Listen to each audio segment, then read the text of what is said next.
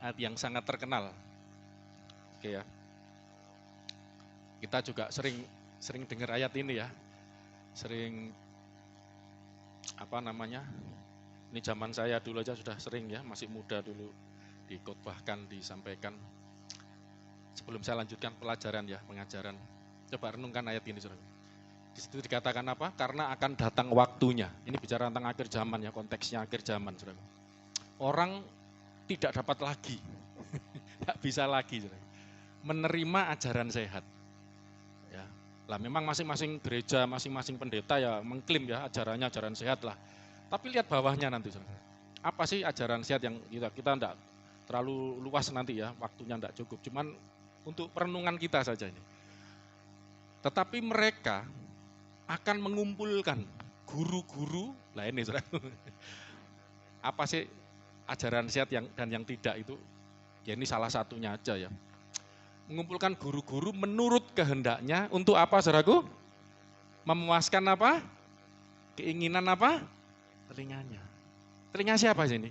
Coba Anda pernah nggak merenungkan ayat ini, saudara? Nggak tahu berapa hari ini ayat ini kok muncul ya dalam ingatan saya, dalam pikiran saya. Telinganya siapa sih, saudara, yang dimaksud itu? Telinga kita kan? Maksudnya kita, ini kalau kita bayangkan ini kita ya, orang Kristen ya, umat Tuhan di akhir zaman ini ya. Itu nanti suatu kali akan mencari, mengumpulkan guru-guru atau mendengarkan, kalau istilah sekarang khotbah-khotbah. Itu kan sekarang banyak di YouTube, Instagram, Facebook, apapun lah bisa cari ya. Menurut kehendaknya. Ini siapa? Kehendaknya siapa? Bukan huruf besar ini. Kehendak yang mendengarkan ini kan. Coba Anda renungkan. Akan ada waktunya orang-orang, anak-anak Tuhan, orang-orang Kristen, umat Tuhan, ya, itu mengumpulkan guru-guru atau dengan kata lain mendengarkan, mencari khotbah-khotbah, ajaran-ajaran, pengajaran-pengajaran yang menurut kehendaknya. Coba, menurut kehendak kita masing-masing. Saya mau tanya, kehendak Anda apa sih? Oh, pengen sukses. Oh, kau pengen apa? Oh, pengen kaya. Ada yang kepengen hidup suci sini. Ada yang kepengen melayani Tuhan, saya memberikan hidup saya untuk Tuhan. Ya, saya dulu ya, kemarin kapan itu sama ponakan anak-anak muda waktu kumpul di rumah, ibu saya bilang, ommu ini ada anak saya juga waktu itu ya. Ijazah waktu kuliah lulus kan di wisuda itu nggak mau saya nggak ikut. Zaman itu nggak tahu saya lagi terbakar, saya terinspirasi John Sung gitu. Dia tahu Mas juga ya, ijazahnya dibakar ya, terus ikut misi. Lah saya kan kalau bakar ijazah ya orang tua saya mencak-mencak ya, kasihan saya sudah biayai banyak. Cuman saya enggak, ada yang enggak tak ambil, saya kan kuliah 2. Yang satu enggak saya ambil, yang satu karena memang mau, wah itu lagi menyala-nyala, mau melayani Tuhan. Toh sampai hari ini jasa saya enggak kepake juga ya, terbukti loh enggak kepake. Saya punya usaha yang enggak pakai ijazah. Saya ya diberkati ijazah saya istri yang luar biasa ini. Dan tim Anglo yang luar biasa itu punya usaha itu enggak pakai ijazah saya. Ya bukan berarti saya meremehkan yang kuliah ya. Enggak, saya kuliah 2. Terus yang satunya di sekolah tinggi komputer. Enggak saya ambil ijazah, enggak. Sampai hari ini di sana. Waktu itu karena lagi menyala. Ingin melayani Tuhan. Bahkan sempat pengen enggak kawin. Waktu itu sempat gitu. Itu saya ketawa. Gak mungkin kamu enggak kawin, enggak kuat. Ya, tapi keinginannya seperti itu. Saya mau tanya, apakah sampai hari ini masih ada keinginan-keinginan yang seperti itu? Ya, coba, kehendak itu kan keinginan. Orang akan mau mencari khotbah, mau mendengarkan pengajaran yang menurut kehendaknya. Coba renungkan, apakah selama ini itu yang kita lakukan? Kita banyak keinginan, kita banyak kehendak, dan kita berusaha mencari khotbah-khotbah yang menurut kehendak kita. Kita lupa bahwa hidup kita dari Dia, oleh Dia, untuk Dia. Dari Dia, oleh Dia, untuk Dia. Yesus Tuhan kita pusatnya. Pernah nggak kita memikirkan, saya mau mendengarkan khotbah, pengajaran ke gereja ibadah untuk mencari kehendaknya? Berapa banyak ya? yang memikirkan seperti itu. Makanya kenapa khotbah berkat, khotbah kemakmuran itu. Saya enggak anti berkat, ya saya percaya saya diberkati Tuhan, kita diberkati Tuhan. Amin saudaraku ya. Tapi kalau kita mencari hal-hal yang menurut kehendak kita miss. Kita akan salah sasaran. Anda datang ke gereja itu adalah untuk mencari kehendaknya Tuhan. Makanya dan yang selanjutnya untuk apa sih mencari kehendak itu? Memuaskan keinginan telinganya. Maaf saya katakan, ketika Anda diberkati, Anda sukses, wah kan sekarang kan motivator banyak.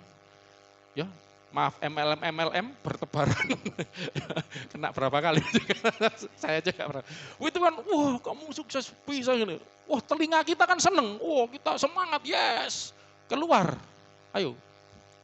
Sesuai enggak yang dikatakan tadi? Makanya ayo saudaraku ya, kita harus dewasa, tambah dewasa.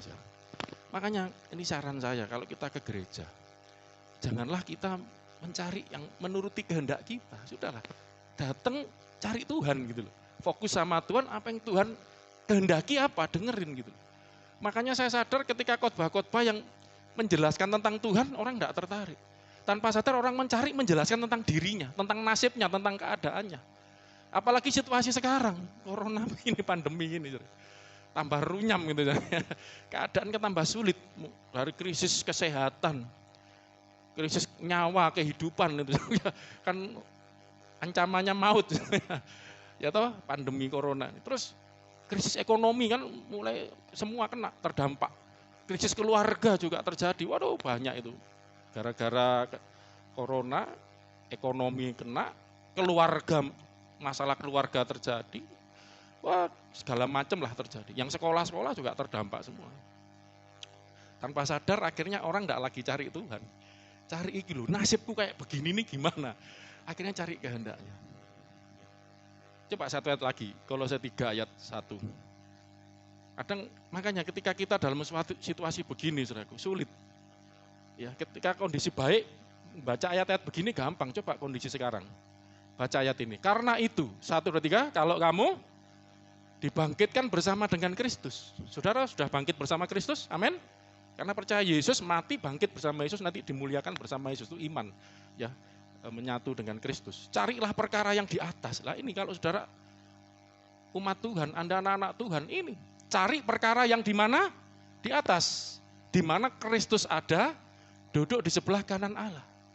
Loh ini misteri, Kristus di surga di sebelah kanan Allah. Apa ini? Cari perkara itu. Apa yang dimaksudkan? Belajar tentang Kristus. Belajar tentang keilahian Kristus.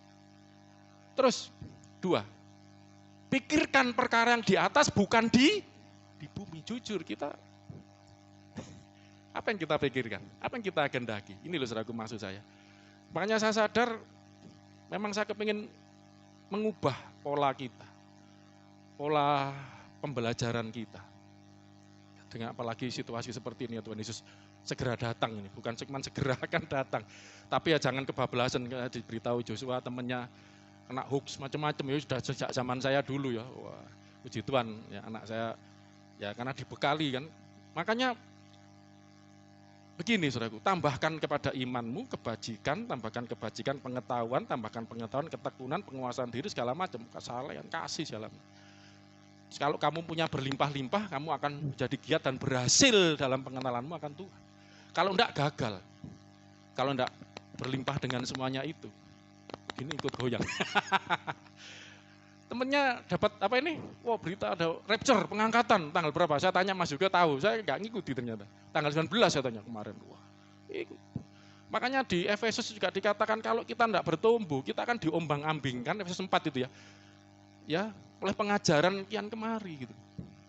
Ini loh saudaraku, makanya iman saja untuk keselamatan cukup, tapi iman untuk bertumbuh enggak cukup cuman iman, tambahkan kepada iman kebajikan, pada kebajikan pengetahuan, pada pengetahuan ketekunan ya, terus penguasaan diri, karakter ya, tambah kerendahan hati, kesalehan, hidup suci. Dan kalau itu kamu punya berlimpah-limpah, akan berhasil. Tapi inilah saudaraku, ya banyak orang Kristen zaman sekarang dinina bubukkan, ya toh, apalagi situasi seperti ini. Makanya saya nggak kepingin menina bubukkan jemaat ya. Saya kepingin Anda bertumbuh. Saya kepingin Anda bertumbuh ke arah Dia, kata firman Tuhan. Mencari perkara yang di atas. Saya rindu Anda bukan menuruti kehendakmu sendiri, kehendaknya sendiri, tapi kehendak Dia. Kristus, apa sih kehendaknya? Saya sedikit bersaksi lah ya. Saya kadang enggak enak, Mas Yuke ini banyak bantu saya. Dia enggak suka kalau dibahas. Cuman ini intinya gini loh. Bayangkan saya sedang ngajarkan tentang Allah, ya, Tritunggal, tentang Kristus. Ya. Saya ini ada kesulitan ekonomi sebenarnya. Ya Mas Yuke tahu, dia sebenarnya enggak ngerti tiba-tiba. Tuhan izinkan Tuhan buka. Saya ini harus memperpanjang kontrak 40 juta. Itu yang lama, yang baru enggak tahu siapa. Waduh, 40 juta kurang 1 bulan, cemu-cemu jerang ya, uang dari mana gitu. Ini kan, tapi coba apakah Anda melihat saya terpengaruh gitu? Ya, apakah jadi terpengaruh? Ya tetap merenungkan firman, wis cari kehendaknya, kadang-kadang ya, tapi Tuhan itu punya cara gitu ya. Coba berapa banyak orang itu karena punya keinginan, punya kehendak, ada perkara-perkara di pikirkan perkara di atas, bukan di bumi. Ini kan perkara di bumi. Kadang-kadang kan enggak masuk akal, orang Kristen kok aneh ya ajarannya. Alkitab kok gini ngajar ya. Kok suruh mikirkan perkara di atas, bukan di bumi loh. Di bumi ini loh hidup saya. Karena waktu sharing-sharing sama Nyonya, kalau kamu ngajarin teologi, pengetahuan tentang Tuhan, tentang Allah, tentang Kristus, itu kayak di awan-awan. Memang di awan-awan, perkara di mana? Di atas. Orang kan enggak suka, orang suka yang perkara di bumi. Aku pengen ini. Itu loh, saya cuma ngingetin. Saya sendiri ngalami. Tapi puji Tuhan, Tuhan buka jalan. Terus enggak mikir, perkara di atas. Pokoknya ya percaya Tuhan Yesus. Saya belajar tentang Kristus sampai hari ini. Kemarin saya ngajarkan tentang malaikat ya. Ya. Itu kan menggenapi saya kan sedang mengajar Kristus sebagai firman. Ya, itu ada 2 aspek. Nanti yang khotbah saya kali ini akan menggabungkan 2 aspek itu. Aspek yang pertama sebenarnya kita belajar firman yang tertulis. Apa yang dituliskan dalam kitab suci yaitu firman, itu menjadi Kristus, itu menjadi nyata. Yang minggu lalu enggak usah jauh-jauh kalau nariknya kepanjangan jauhan ya. Maleaki, Nabi Maleaki, Yesus kan ngomong gini. Biarlah semua yang tertulis tentang aku ya, tergenapilah semua yang tertulis tentang aku. Baik dalam kitab Taurat, kitab para nabi dan Mazmur. Ya, kitab para nabi salah satunya Nabi Maleaki. Itu 400 tahun sebelum Yesus datang. Ya, Yesaya itu malah 1000 tahun itu sebelum Yesus datang sudah menubuatkan seorang anak darah, sudah saya sampaikan ya, akan melahirkan seorang anak darah. Melahirkan seorang anak laki-laki, menamaikan dia Immanuel, Allah beserta kita. Kemudian minggu lalu saya ngajarin tentang Nabi Maleaki, di mana waktu itu Nabi Maleaki menubuatkan akan ada sebelum kedatangan Mesias, Kristus datang, akan ada jalan yang dipersiapkan ya oleh utusanku. Ya. Kemudian Mesias ini disebut, itu yang oleh Rasul Markus yang nyuplik dari situ, bicara inilah permulaan Injil Yesus Kristus anak Allah, yaitu di mana dimulai dari Nabi Maleaki yang bernubuat akan ada seorang utusan yang mendahului. Ya, lah ketika kita lihat Maleaki di situ disebutkan Tuhan Yesus itu Kristus yang akan datang itu sebagai Tuhan. Sudah saya kasih WA grup kan, dibaca enggak itu? Sebagai Tuhan dan malaikat Ayo. Malaikat apa? Perjanjian. Gini mau cari perkara di atas. Gini mau mencari menuruti kehendaknya. Maaf saudaraku, saya kadang sedih sebagai hamba Tuhan. Saya hampir 30 tahun pelayanan. Telus dada lihat. Saya enggak bangga lihat orang Kristen kaya. Lihat orang Kristen terkenal, sukses enggak. Saya bangga ketika lihat anak Tuhan hidup suci. Hidup kudus, hidup memuliakan Tuhan. Apapun keadaannya, apapun jasmaninya, materinya gitu. Ya sebelum saya masuk, saudara, saya ini saya ini kan bertobat atau hidup sebagai orang Kristen terus terang dari Pantai Kosta Karismatik lah ya. Saya awalnya gereja tradisional ya, gereja tradisi lah ya. Wis pokoknya ke gereja, datang pulang pergi, nggak ngerti apa-apa. Sampai akhirnya jatuh dalam dosa 4 tahun saya tidak ke gereja karena hidup dalam free sex, hidup dalam geng-gengan ya, disuruh nakal lah, tidak ke gereja lah, buat apa sampai waktu. Sampai Tuhan jamah saya ya, karena lawatan Tuhan, saya ketemu dengan Tuhan, sudah pernah saya sharing itu ya. Dan saya bertumbuh dalam gereja yang seperti itu, dan maaf ya, memang puji Tuhan ada bagusnya, kadang ada kelemahannya lah ya. Memang diajarkan berkat, saya percaya dengan berkat Tuhan. Ya, tapi tanpa sadar, maaf saya katakan, itu tanpa sadar, kalau nggak kita filter, tiap hari dengar khotbah yang berkat, tanpa sadar orang Kristen akhirnya fokusnya kepada berkat, fokusnya kepada materi. Itu terjadi pada saya.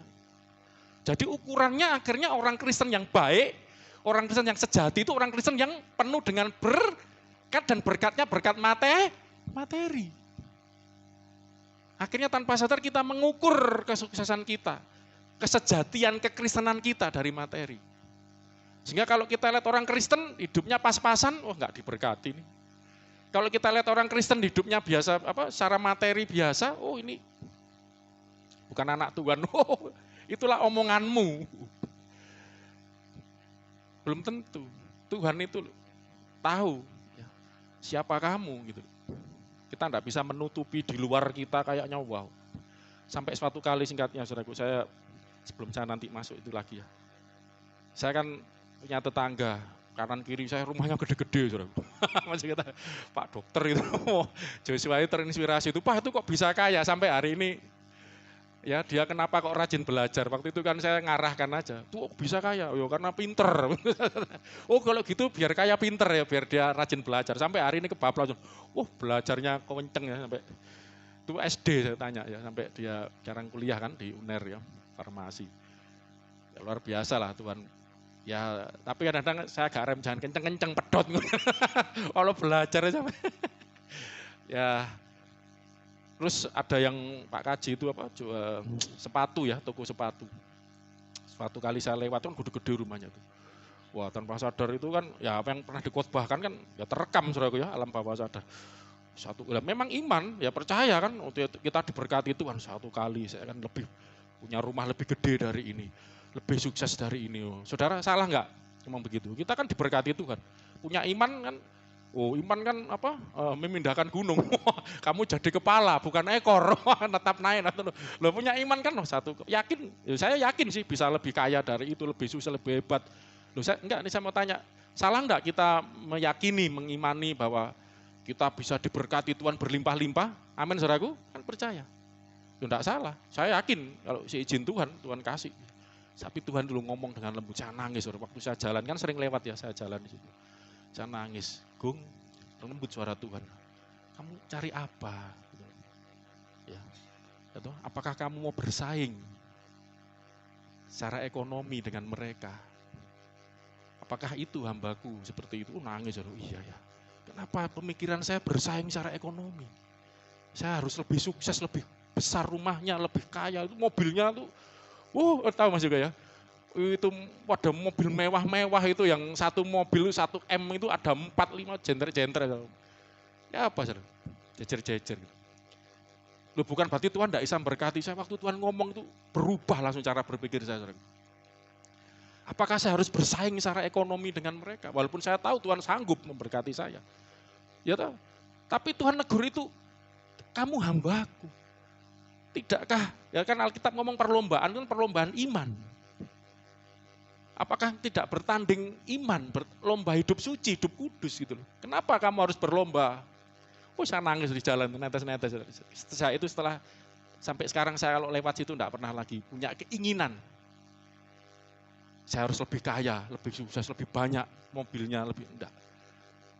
Saya mobil 1 aja cukup, mobil 2, nyetir sana nyetir sini. Misalnya 3. Akhirnya saya disadarkan Tuhan, iya ya. Yang paling penting ya toh, apakah hidup kita memuliakan Tuhan? Amin saudaraku. Yang terutama di dalam hidup ini, apa yang paling utama saudaraku? Meninggikan nama Yesus. Langsung saya tertegur, ya Tuhan. Ampuni saya. Sehari itu saya tidak pernah lagi, itu tanpa sadar iri mungkin saudaraku. Iri. Mungkin loh ya, saya sebenarnya iri ya enggak, tapi bisa jadi. Enggak, akhirnya sejak hari itu sampai hari ini saya lebih mau mencari perkara-perkara yang di atas, di mana Kristus ada. Amin, saudaraku. Bukan yang di bumi, udah. Yang di bumi Tuhan nanti urus gitu. Tuhan pasti tolong gitu. Udah cari. Dan sampai hari ini saya mencoba mempraktekkan itu. Lah minggu lalu kita belajar tentang bagaimana Kristus sebagai firman yang sudah dinubuatkan, tertulis baik kitab Taurat, kitab para nabi-nabi, kitab Mazmur, Nabi Maliaki mencatat. Wah, saya belajar yang begini, coba kita jemaat ini, orang Kristen selama ini dinabubukkan gini-gini enggak ngerti. Anda pernah enggak jujur ya sampai, pernah enggak dengar istilah malaikat perjanjian sampai hari ini loh. Belajar Alkitab, yamono yamene jadi wong Kristen sejak lahir. Jujur kacang hijau. Pernah enggak membaca yang Maliaki 3 ayat 1 itu? Kalau enggak dibuka di sini. Kalau pernah baca, pernah enggak terbawa kepada ayat itu? Bahwa malaikat itu, Pak. Dia adalah Tuhan, itu malaikat perjanjian. Maliaki 3 ayat 1. Maliaki ayat 1, Mbak. Ya, itu ayat 4 itu. Lihat, aku Tuhan yang bicara, menyuruh utusanku supaya ia mempersiapkan jalan di hadapanku. Dengan mendadak, Tuhan yang kamu cari itu akan masuk ke baitnya. Malaikat perjanjian yang kamu kehendaki itu, ini kan sedang dinanti-nantikan.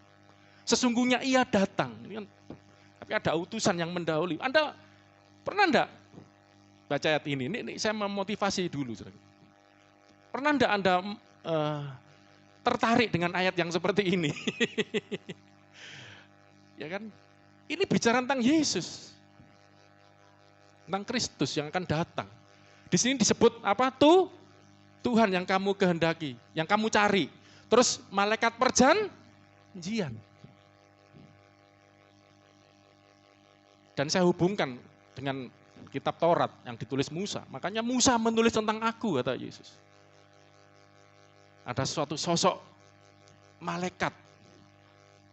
Malaikat Yehova. Ya, itu Tuhan huruf besar semua.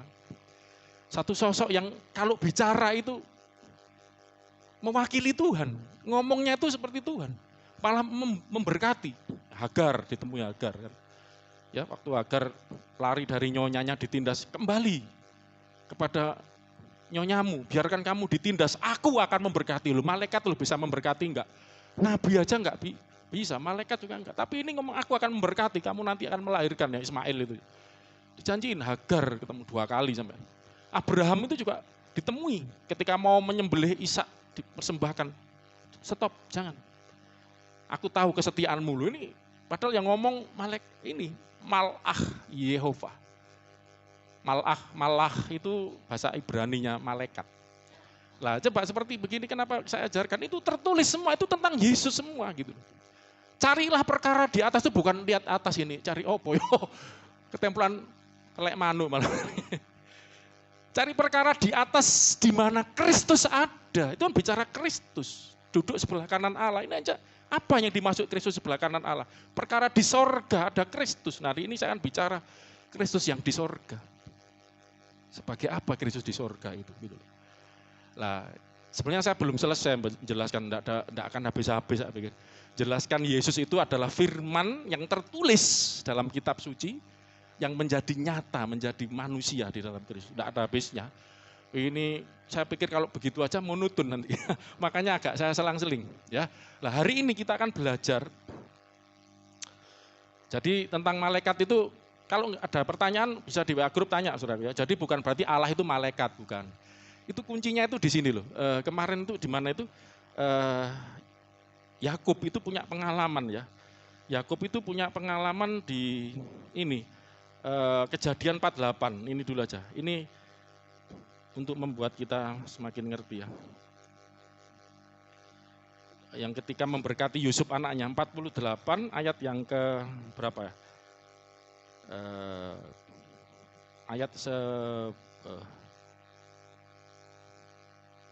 Kemarin kita doa berdasarkan ayat ini ya minggu lalu. 15. Sesudah itu diberkatinya lah Yusuf, katanya nenekku, dan ayahku, yaitu Abram dan Ishak, telah hidup di hadapan Allah. Nah ini luar biasa. Yakub punya pengalaman Allah itu sebagai Allah yang telah menjadi apa? Gembalaku selama hidupku sampai sekarang. Yakub ini gembala. Dia kaya raya dari penggembalaannya, menggembalakan kambing domba ya. Dia seorang pelarian ya karena menipu ayahnya, menipu Esau, kakaknya ngamuk karena mencuri hak kesulungan, lari tidak bawa apa-apa. Itu baca kisahnya Yakub itu luar biasa loh. Dia mengakui Tuhan memberkati dia. Aku pergi bawa baju sama tongkat aja gitu loh. Pulang kaya raya dia. Ya, loh, kaya itu tidak salah, saudara. Ingin kayanya itu yang salah. Kita kan ngomong ya. Kalau orang ingin kaya akan jatuh dalam berbagai-bagai pencobaan. Nah kita kembali ke sini bahwa Allah itu adalah gembalaku selama hidupku. Ngalami. Saya mau tanya, apakah berarti gembala itu adalah Allah? Tahu gembala? Angon wedhus itu loh. Apakah itu Allah? Kan bukan. Sebagai itu maksudnya menjadi gembala bagi Yakub. Demikian juga selanjutnya 16. Nah ini kuncinya. Dan sebagai malaikat. Berapa kali Yakub ditemui yang telah melepaskan aku dari bahaya. Ya toh. Jadi Yakub ini punya pengalaman dengan Allah itu sebagai gembala yang memelihara dia, ya toh, mencukupi hidupnya. Karena dia seorang gembala, dia ngerti bagaimana merawat domba-dombanya. Yakub juga punya pengalaman Allah itu menjadi malaikat. Ketika menemui dia di Betel, ya, Yakub ini yang nemui itu adalah Allah, tetapi menampakkan diri sebagai malaikat gitu. Karena bisa sudah saya khotbahkan kan, masa diulang lagi. Nanti lain kali saya akan bagus tentang malaikat. Ya, bagus nanti supaya Anda ngerti lah. Salah satu yang saya sampaikan di sini, dulu dalam perjanjian lama orang-orang itu sebenarnya tidak seberapa paham tentang Roh Kudus. Ya, karena Roh Kudus itu dicurahkan pada hari Pentakosta ya. 10 hari, ini nanti berapa? 10 hari setelah naik ke surga kan, itu tanggal berapa nanti? Kita kemarin kenaikan hari ini ya. Oh pas ini saya. Banyak yang memperingati. Oh kenaik apa? Pencurahan Roh Kudus ya toh.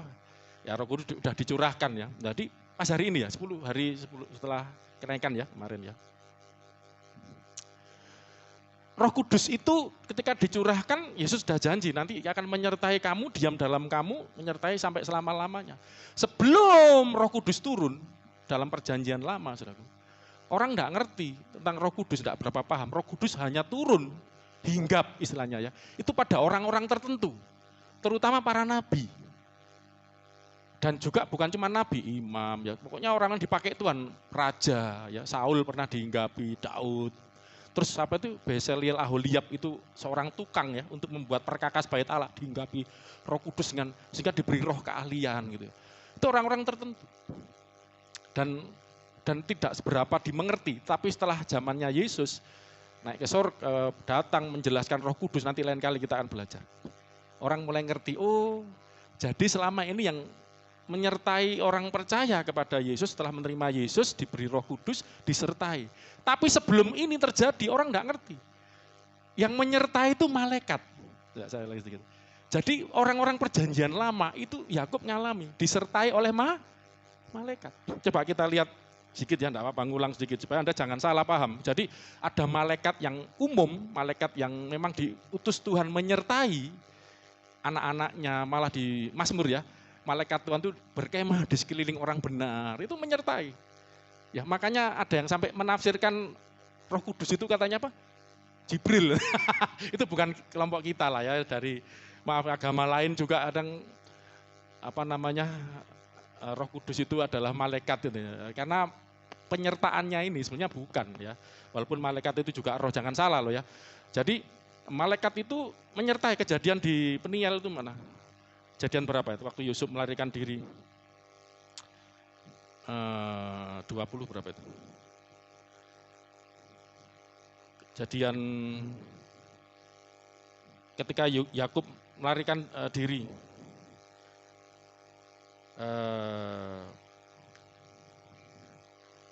Kejadian 20 berapa itu? 8 ayat 10. Ketika melarikan diri, ya ini. Ya. Ayat 10, baca. 1, 2, 3. Maka Yakub berangkat dari Berseba, pergi ke Haran. Ia sampai satu tempat bermalam di situ. Ini lagi melarikan diri ya, karena matahari terbenam, mengambil buah batu, terletak di tempat itu, dipakainya sebagai alas kepala, membaringkan dirinya tempat itu. 12. Maka bermimpilah ia, di bumi ada didirikan, ini mimpinya ya, sebuah tangga yang di ujungnya sampai ke langit, dan tampak malaikat-malaikat Allah turun naik di tangga itu. Terus berdirilah Tuhan di mana? Di sampingnya dan berfirman. Berfirmannya apa? Akulah Tuhan. Tuhannya huruf besar semua. Berarti ini terjemahan dari bahasa asli Ibrani Yahweh ya, Yehova atau Yahweh. Terjemahan nama Tuhan. Akulah Yahweh ya, Yahweh atau Yehova, Allah Abraham nenekmu, Allah dan Allah Ishak. Tanah tempat engkau berbaring ini akan kuberikan kepadamu dan keturunanmu. Keturunanmu akan ada. Ini makanya disebut. Nah, nanti saudara, ini kan Tuhan ya. Ini ada janji Tuhan. Keturunanmu akan jadi seperti debu tanah dan kau akan mengembang timur barat segala macam ya. Aku ayat 15, aku akan menyertai engkau segala macam ya. Dan janji Tuhan, ada janji. Disertai, dijadikan umatnya, dilindungi, diberkati. Ayat 16, ketika Yakub bangun dari tidurnya, berkatalah ia apa? Sungguhnya Tuhan ada di tempat ini, berdiri di samping, terus berbicara. Saudara tahu enggak, wujudnya Allah waktu berdiri di sampingnya Yakub itu apa, saudara? Apa, saudara? Coba pasal 31, ayat pasal 31 ya, tetap Kejadian, ayat yang ke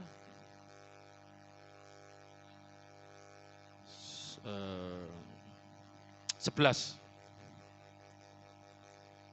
Dan malaikat Allah ini ada kejadian yang lain, di mana Yakub ini lagi ada masalah dalam pekerjaan ya. Ada masalah dengan pamannya Laban dalam bagi hasil lah, segala macam kira-kira ya. Baca sendiri ceritanya ya. Dan Tuhan itu, makanya saya jelaskan kenapa juga sebagai malaikat yang menolong Yakub. Ayat 11. Dan jadi ini lagi ada masalah pembagian hasil, baca sendiri ayatnya. Dan malaikat Allah berfirman, ini malaikat ya, berfirman kepadaku, Malak Elohim, Allah kan Elohim bahasa Ibrani. Dalam mimpi itu, Yakub, jawabku apa? Ya Tuhan. Terus, lalu ia berfirman, angkatlah mukamu, ini petunjuk dari malaikat itu, malaikat Malak Elohim itu, dan lihatlah bahwa segala jantan yang menjantani kambing domba itu bercoreng-coreng, bintik-bintik, dia lagi ngobrol sama istrinya. Dia lagi cerita, ayahmu lo nipu aku berkali-kali kira gitu. Terus dia bersaksi, bercerita bagaimana malaikat Allah menolong dia, memberi mimpi, kira-kira begitu ya, bahwa segala jantan yang menjantani kambing domba bercoreng-coreng, bintik-bintik, berbelang-belang, sebab telah kulihat semua yang dilakukan oleh Laban, itu pamannya ya, itu kepadamu ditipu oleh Laban. 13, baca sama-sama ini saudaraku. 1, 2, 3, akulah Allah yang di battle itu. Tadi yang ngomong sama Yakub ini siapa? Allah atau malaikat Allah? Loh, ayat 11 tadi. Siapa yang ngomong tadi? Malaikat. Ayat 11 tadi. Malaikat Allah berfirman padaku dalam mimpi.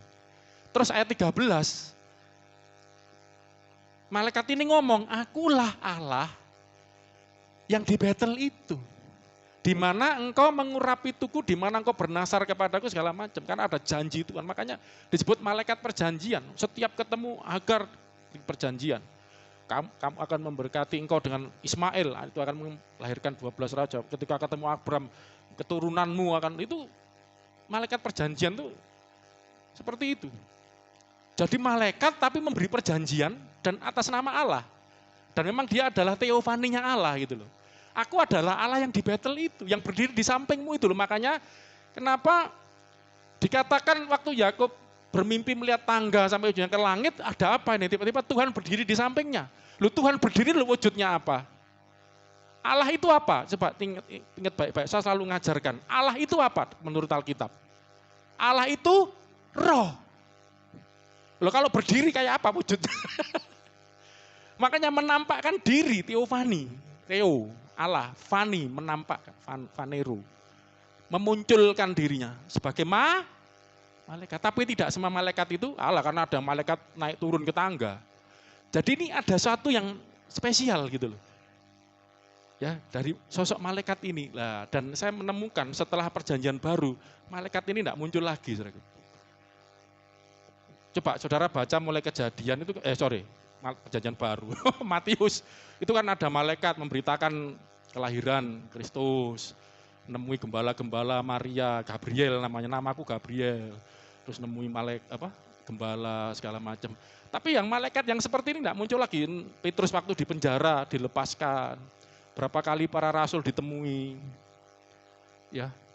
Tapi yang seperti ini tidak muncul lagi, yang ya. Kenapa saudaraku? Pernah mikir enggak? Loh, makanya kalau baca Alkitab tuh kalau lengkap saudara akan menemukan. Kenapa enggak muncul lagi? Di perjanjian baru enggak muncul lagi. Karena sudah menjadi manusia sebagai Yesus. Lah, tapi jangan keliru seperti saksi Yehova dan Mormon ya. Yesus itu malaikat. Wah, dia kacau balau. Bukan. Seperti tadi, Allah sebagai gembala bagiku. Berarti apakah gembala itu Allah? Kan enggak semua gembala. Dia menjadi seperti malaikat yang menolong aku, menyertai. Nanti baca Yakub, tolong berkali-kali. Termasuk dalam kerjaan ini. Amin. Amin. Tuhan kita luar biasa. Nah, ini contoh. Makanya saya sempat sharing sama Mas juga ya. Alkitab dulu Kejadian sampai Wahyu. Ya, Anda baca sampai selesai belum semua? Belum tentu. Yang kedua, andai kata sudah khatam berkali-kali baca, ngerti enggak? Terus yang ketiga, kalau kita enggak ngerti, apakah sampai nanti ketika Yesus datang, semua ini masih tersembunyi? Karena orang Kristen enggak mau belajar. Orang Kristen zaman sekarang, akhir zaman, mencari kehendaknya sendiri. Ingin menyenangkan telinganya sendiri. Enggak mau cari perkara di atas. Ini terus terang bagi saya ini suatu tantangan. Yesus mau datang. Saya beda, kalau Yesus mau datang terus bukan, nah ini tadi sharing-sharing sama Joshua di mobil saya, waktu perjalanan ke sini. Coba kalau saudara tahu Yesus mau datang, saudara ngapain sih? Apalagi yang sudah nentukan tanggal. Terus akhirnya cari tempat, itu zaman saya dulu pernah ada tuh, sampai kayak di gunung gitu. Jual semua miliknya, banyak kasus-kasus itu. Terus nunggu diangkat gitu, saudara.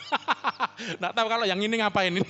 Katanya, baca Alkitab. Alkitab ngomong apa? Berbahagialah hamba yang didapati tuannya. Ketika tuannya itu datang, hamba itu sedang apa? Bekerja. Apa yang dimaksud bekerja? Bekerja di ladang Tuhan. Bekerja dalam arti Anda mungkin lagi melayani Tuhan. Anda lagi beribadah. Mungkin Anda bekerja sekuler, tetapi ada kerjaan ini kan untuk kemuliaan Tuhan. Ya, usaha saya ini untuk mendukung pekerjaan ini kan. Jadi bukan malah nunggu jemputan karena mau diangkat. Ya saya gak ngerti. Justru ketika ngerti Tuhan mau datang, kalau saya harus ngerti Alkitab. Saya harus pelajari, saya ajarkan kepada jemaat. Supaya enggak sia-sia. Apakah Kejadian sampai Wahyu ditulis cuma lewat begitu aja. Terus terang banyak yang enggak kita ngerti. Terus terang kayak Yehova ini masih maksudnya masih ini, saudaraku, banyak penafsiran. Ada yang setuju, enggak setuju bahwa ini adalah teofaninya Kristus lah. Ini Kristus yang sebelum turun ke dunia jadi manusia itu. Masih banyak yang tersembunyi. Tapi Daniel mengatakan nanti meterai-meterai itu akan dibuka. Di Wahyu juga. Nah, saya berharap kita ini loh jadi orang-orang yang menggenapi firman Tuhan juga. Seperti Yesus menggenapi firman Tuhan. Bagaimana meterai-meterai dibuka ini kita ngerti gitu. Ngerti. Coba Anda punya enggak kerinduan, kehendak seperti itu? Ya, kehendak aku pengen ngerti firman-Mu. Minggu lalu kan saya ngajak, ku renungkan firman-Mu siang dan malam. Saya mau tanya, inikah sudah kita lakukan? Menjelang Tuhan datang, lu jangan cari gunung, nunggu dijemput. Enggak. Saudara ngerti Tuhan, I will coming soon. Jesus will coming soon. Yesus akan datang segera. Ya Anda harus rajin baca Alkitab. Malah rajin ibadah, rajin berdoa, rajin ke gereja. Enggak tahu kontrolnya gini apa. Kayak Resela tak kasih soal, gak dijawab-jawab. Tambah mumet, mungkin terakhir kok kena malaikat perjanjian. Nambah. Tujuan saya Anda belajar gitu loh. Yesus mau datang. Berbahagialah hamba yang didapati sedang bekerja ketika tuannya itu datang. Ketika Yesus datang, Anda lagi merenungkan, renungkan firman-Mu, tiba-tiba Yesus datang, ayo nak pulang. Wah, diangkat. Ya Mas saudaraku. Bukan terus Anda lagi, kapan sogeku, kapan kaya, kapan bingung. Kapan oleh bojo ayu, kapan oleh pacar. Pikirkan perkara yang di atas. Amin. Nah, ini belum khotbah ya Pak. Ini baru memotivasi saya ini. Karena saya ini kadang-kadang lihat jemaat ini apa ya. Kalau menyenangkan telinganya, saya mau yang kehendak. Ya memang sulit, saya tahu sulit. Perkara yang di atas, angel. Tapi kalau sulit bukan berarti enggak bisa. Masalahnya rindu enggak gitu loh saudaraku ya. Oke lah, saya mulai khotbah ya. Saya kan ini kan firman yang tertulis ya tentang malaikat perjanjian itu. Sudah lihat sendiri kah apa yang minggu-minggu yang sebelumnya khotbahnya di WA group juga saya kasih ayat-ayatnya, penjelasan sedikit lah. Tertulis Musa nulis tentang aku, para nabi nulis tentang aku, kitab-kitab suci menulis tentang aku. Ya kan? Itu firman, yang ditulis kitab suci kan firman dan itu menjadi manusia dalam Kristus. Lah sekarang itu baru aspek pertama sebenarnya. Nah, aspek yang kedua, sesungguhnya Yesus itu, kita akan mulai ya, adalah firman yang turun dari surga. 1, 2, 3. Firman yang turun dari mana? Dari surga. Jadi firman itu sebelum tertulis, firman Allah itu di surga. Terus datang kepada para nabi, terima wahyu, ditulis, didokumentasi. Nah, saya baru baca aspek ini, ditulis-tulis. Jadi dua aspek ini. Yang aspek yang sesungguhnya ini kita akan melihat bahwa Yesus itu adalah firman yang turun dari surga. Tetapi ketika kita belajar ini, kita akan menemukan juga ternyata ini juga sudah ditulis tentang roti hidup. Oke, kita akan mulai. Saya minum dulu. Buka sambil nunggu buka Yohanes 3:13.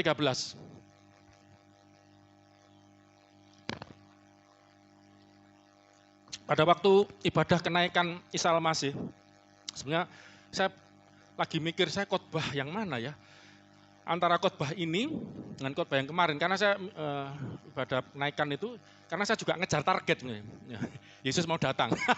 Target saya bukan kapan kayanya, kapan rumahku lebih gede.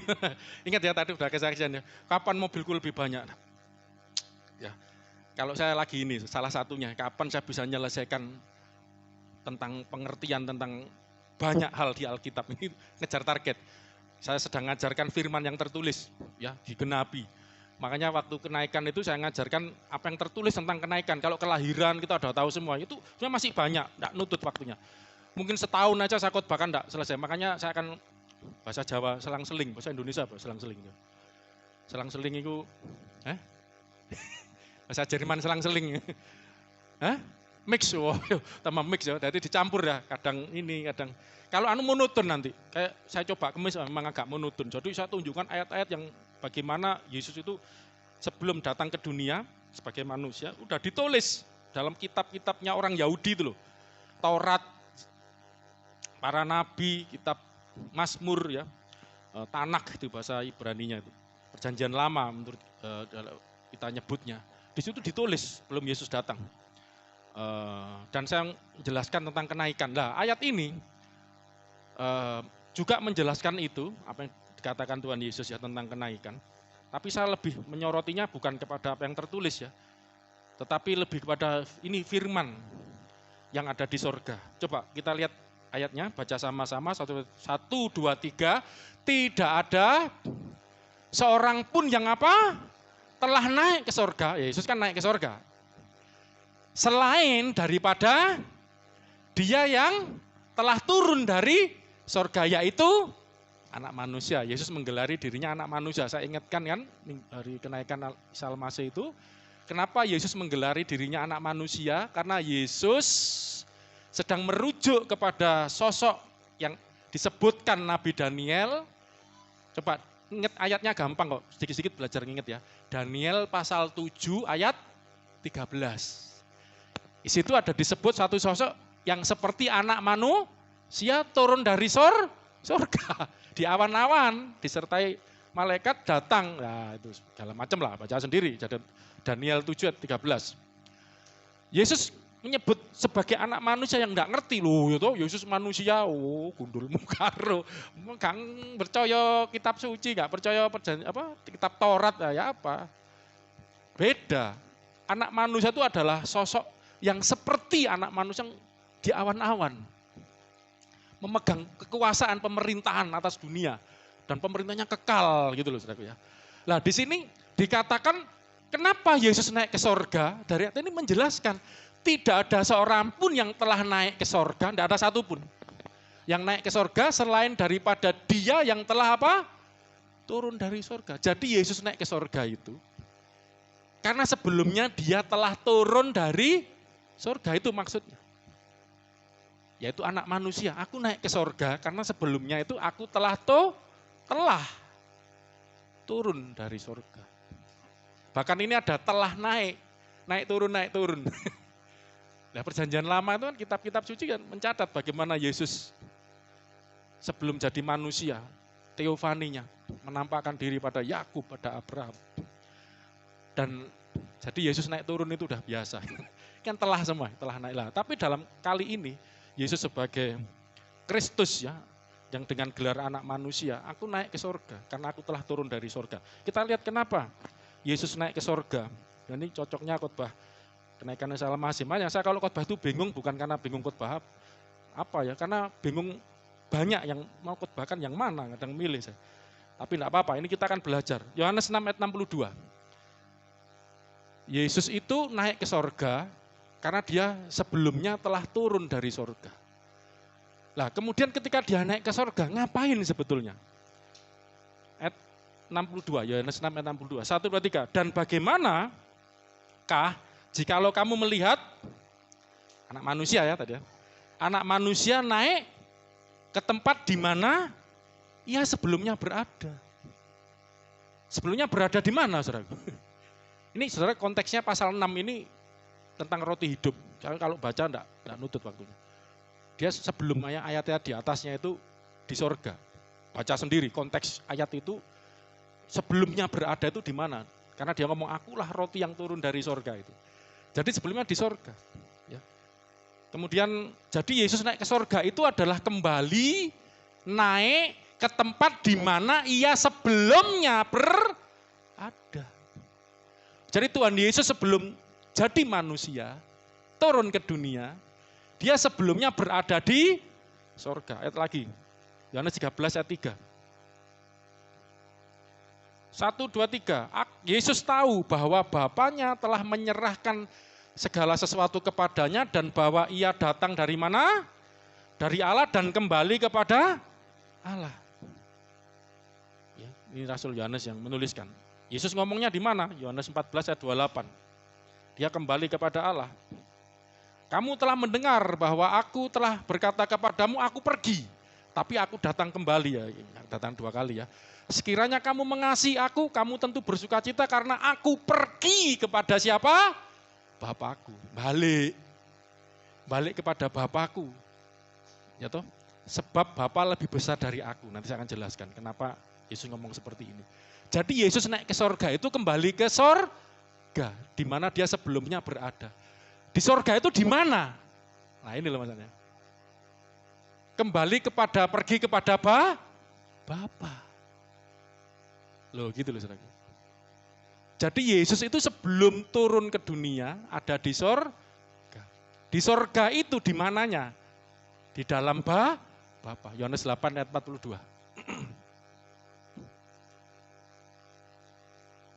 1, 2, 3. Kata Yesus kepada mereka, jikalau Allah adalah Bapamu, kamu akan mengasihi aku. Kenapa? Sebab aku, Yesus ngomong, keluar dan datang dari Allah. Allah yang dimaksud Bapa.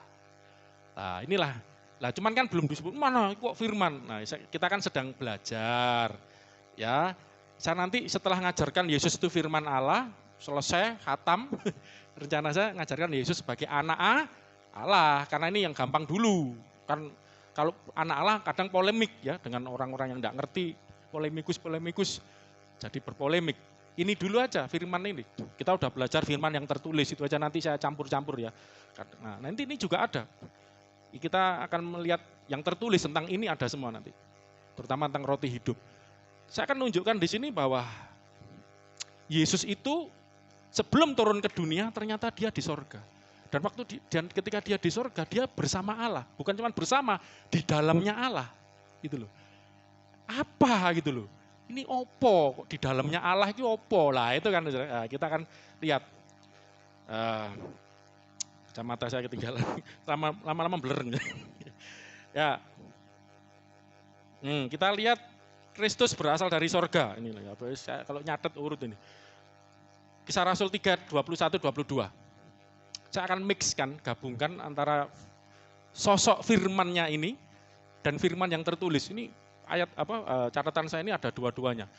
Kisah Rasul 3:21. Kita dulu Mas juga sama saya ini sebenarnya enggak jauh zamannya kayaknya ya. Saya sering apa yang saya terima Mas juga zaman dulu tahu semua ya, logo, Srema, keliru kabel. Termasuk ini Mas juga dulu diajarin kayak apa ini. Kristus itu harus tinggal di sorga sampai pemulihan segala sesuatu seperti yang difirmankan Allah dengan perantara nabi-nabinya yang kudus di zaman dulu. Jadi Yesus itu tinggalnya di mana? Di sorga. Loh, ini yang Yesus tinggal di sorga. Sampai pemulihan segala sesuatu seperti yang difirmankan Allah. Seperti nabi-nabinya. Lah, zaman saya dulu khotbahnya tuh Yesus kan udah naik ke sorga. Biasanya sama ya. Terus nunggu pemulihan baru datang. Wah. Ternyata baca di bawahnya enggak. Makanya kita harus belajar. Saya siap dikritik, saya siap ya belajar sama-sama, dibuka gitu loh. Coba ayat bawahnya. Makanya baca Alkitab itu harus ngerti. Makanya dulu dilek kayak apa ya diajarno. Ternyata logo sama Rema ya kaget ya, beda ya. Bukankah telah dikatakan Musa? 1, 2, 3, Tuhan Allah akan membangkitkan bagimu. Saya sudah pernah khotbahkan ini kan tentang Mesias itu salah satunya. Jadi gini, ini coba belajar lagi. Yesus Kristus. Yesus itu nama. Kristus itu, ini jabatan sebenarnya. Nanti gelarnya itu anak Allah. Ya, jadi diulangi lagi ya. Yesus itu nama. Bahkan nama Yesus itu bahasa Ibraninya Yehosua. Kalau dipendekkan tuh Yesua, seperti Alexander jadi Alek gitu ya. Ya toh, Yehosua jadi Yesua. Itu artinya Yahweh atau Yehova Yasa. God is salvation. Allah yang menyelamatkan. Allah adalah penyelamat gitu Saudara ya. Itu namanya, arti nama Yesus. Jadi juru selamat, penyelamat itu Yesus itu. Arti namanya. Kristus itu jabatan. Jabatan itu apa aja sih? Nabi, imam, raja. Itu jabatan ini dipegang orang sendiri-sendiri. Tapi yang luar biasa di Perjanjian Lama ada seorang tokoh yang luar biasa namanya Daud. Daud itu seorang raja tapi dia juga seorang nabi. Cuman dia bukan imam. Dia enggak boleh. Kalau saudara baca di Alkitab ada raja namanya Usia. Dia mau mempersembahkan korban di ibadah kena kusta. Enggak boleh. Raja itu enggak boleh mempersembahkan, memimpin, mengimami ibadah enggak boleh. Daud raja juga nabi, tapi imam, walaupun dia seorang pemazmur ya, tapi dia bukan imam. Lah Kristus itu adalah pribadi yang memegang 3 jabatan ini sekaligus. Nabi, imam, dan raja sekaligus. Itu namanya Kristus, jadi jabatan. Dan gelar Kristus ini, nah itu yang Dewi tanya saya, kan kamu ngasih ayat kapan itu, Pak ini gimana? Mazmur 110 ya. Ya toh, bahwa Kristus itu nanti akan disebut anaknya anak Allah, itu gelar. Nah, sekarang firman Allah itu apa? Nah, ini mau pemenang. Yesus itu namanya, Kristus itu jabatannya, anak Allah itu gelarnya, anak manusia, anak Allah. Kalau firman Allah atau firman itu apa? Jati di dirinya. Ngerti nggak? Makanya Pak, jati dirinya itu firman Allah yang kita belajar hari ini. Ya, oke. Musa mengatakan Tuhan Allah akan membangkitkan bagimu seorang nabi. Karena waktu itu belum ada raja. Ya. Musa sebagai nabi menubuatkan nanti akan ada nabi. Dari antara seorang nabi, ini bicara satu orang. Ini bukan bicara nabi-nabi yang banyak nabi kan nanti. Ini bukan, ini ada satu khusus, sosok nabi khusus. Seorang nabi dari antara saudara-saudaramu sama seperti aku, kata Musa. Dengarkanlah dia dalam segala sesuatu yang dikatakannya kepadamu. Ini siapa? Ini kan masuk sosok Kristus. Kristus itu harus tinggal di sorga sebelum waktunya, istilahnya gitu ya, secara sederhana, akan datang. Ya toh, waktunya datang. Kapan? Nah, waktu Yesus Natal itu. Ya toh, Tuhan dan Musa sudah menuliskan nanti akan ada seorang nabi. Terus ayat selanjutnya, coba kalau saudara lihat ya. Dan akan terjadi bahwa semua orang yang tidak dengar nabi itu akan dibasmi dari umat kita. Itu ada ayat memang bukan ancaman ya, ada ayat yang menegaskan. Kalau tidak mendengarkan nabi ini, ya akan dituntut pertanggungjawaban. Makanya ada firman Tuhan ngomong, barang siapa percaya akan diselamatkan, yang tidak percaya binasa, akan dihukum. Markus itu ya. Matius ada, di Markus ada. Itu karena konsekuensinya. Ya. Kristus ini yang sudah dinubuatkan ini. Ya. Jadi Kristus harus tinggal di sorga. Sudah dinubuatkan oleh Musa, nanti akan ada Mesias, Kristus. Nah, datang gitu loh maksudnya nanti ini. Ya saudaraku ya. Jadi kita harus ngerti dulu, sebelum Yesus lahir ke dunia, Kristus ada di mana? Di sorga. Di sorga tinggal bersama siapa? Allah. Di dalam Allah. Nah kita lihat lagi. Wah, biar cepat saya loncat. Yohanes 8:23 ini untuk meneguhkan. Yohanes 8:23, 1, 2, 3. Lalu ia berkata kepada mereka, kamu berasal dari bawah, aku dari atas, kamu dari dunia ini, aku bukan dari dunia ini. Nanti banyak ayat-ayatnya itu ya, nanti kalau mau saya kasihkan. Saya memang buat juga. Kemudian sekarang masalahnya gini, ketika Kristus di sorga, tinggal bersama Allah, bersama Bapa di dalam Allah, sebagai apa? Lah, kita akan melihat. Yohanes 6 ayat 50. Karena waktu ya, cepat ya. Yohanes 6 ayat 50. 1, 2, 3. Inilah roti yang turun dari sorga. Barang siapa makan daripadanya, ia tidak akan apa? Mati. Ayat 51, apa yang dimaksud roti yang turun dari sorga? 1, 2, 3. Akulah, baca sama-sama, roti hidup yang telah turun dari sorga. Jikalau seorang makan dari roti ini, ia akan apa? Hidup selama-lamanya. Dan roti yang kuberikan ini, ialah dagingku dan yang kuberikan untuk hidup dunia. Jadi Yesus itu tinggal di sorga sebagai apa? Ini aja dari ayat ini. Sebagai apa saudaraku? Roti hidup.